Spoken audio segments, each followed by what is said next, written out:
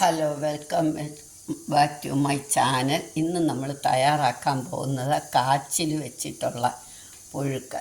നമുക്ക് അത്താഴത്തിന് ഈവനിങ് സ്നാക്സായിട്ടും കഴിക്കാം. ഞങ്ങൾ പക്ഷേ ഇന്ന് അത്താഴത്തിന് കാച്ചിൽ, പർപ്പിൾ യാം എന്ന് ഇംഗ്ലീഷിൽ പറയും. ഇതിൻ്റെ തൊലിയൊക്കെ കളഞ്ഞിട്ട് നമുക്കിത് അരിയണം. തൊലി കളഞ്ഞുകൊണ്ട് വരാം.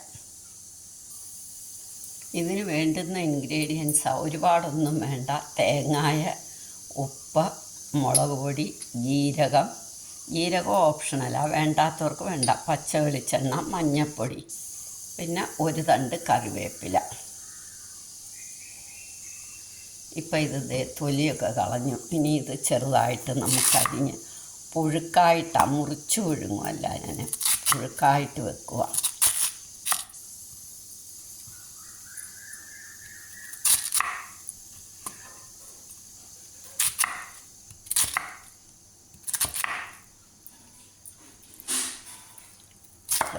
ശരീരത്തിനൊക്കെ ഒരുപാട് ഗുണമുള്ളതാണ്.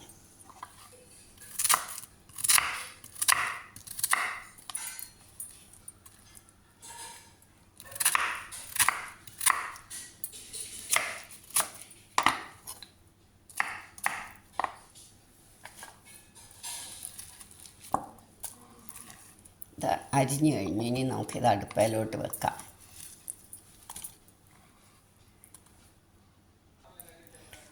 വെള്ളമൊഴിച്ച് മഞ്ഞൾപ്പൊടി ഇട്ട് ഉപ്പും ഇട്ടു. ഇത് നമുക്ക് അടുപ്പയിലോട്ട് വെക്കാം.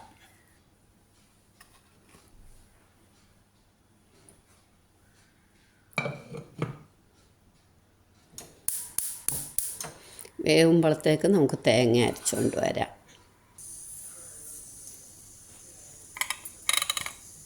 തേങ്ങ അരച്ചുകൊണ്ട് വരാം.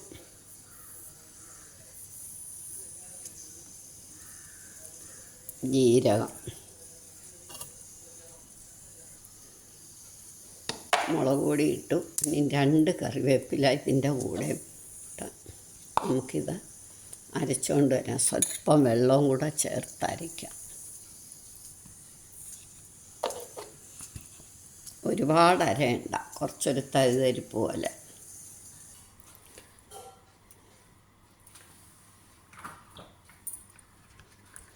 ഇടയ്ക്കിടയ്ക്കൊന്ന് ഇളക്കിയേക്കണം നമ്മൾ. വെന്ത് വരുന്നു.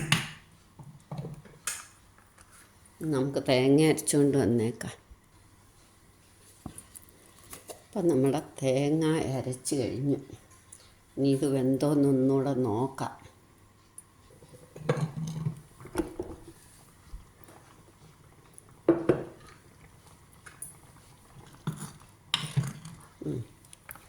വെള്ളം കണ്ടാൽ വേവും.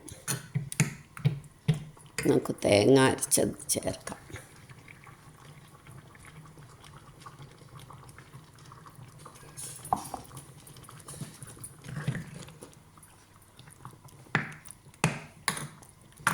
വെള്ളം ഇച്ചിരി അധികമായും തോന്നുന്നു. നല്ലോണം ഉടഞ്ഞൊക്കെ കഴിയുമ്പം പാകമായിക്കോളും. കൽച്ചട്ടിയല്ലേ.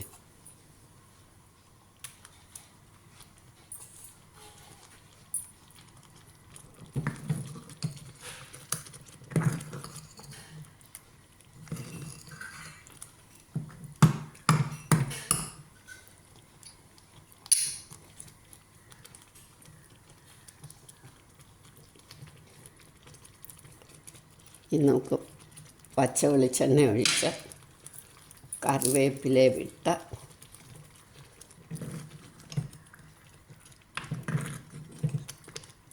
പാകമായി. ഇനി സ്റ്റൗ ഓഫാക്കി ഒരു 2-3 മിനിറ്റ് ഇരുന്നിട്ട് നമുക്കിത് സെർവിങ് ഡിഷിലേക്ക് എടുക്കാം. ഇതിൻ്റെ കൂടെ ഒരു മുളക് വറുത്തതും ഒരു പപ്പടവും കൂടെ ഉണ്ട്. രാത്രിയിൽ നമുക്ക് അത്താഴം സുഖമാകും. ഇപ്പം നമ്മുടെ മുളക് വറുത്തതും ഇനി നമുക്ക് ഡിന്നർ കഴിക്കാം, അത്താഴം കഴിക്കാം.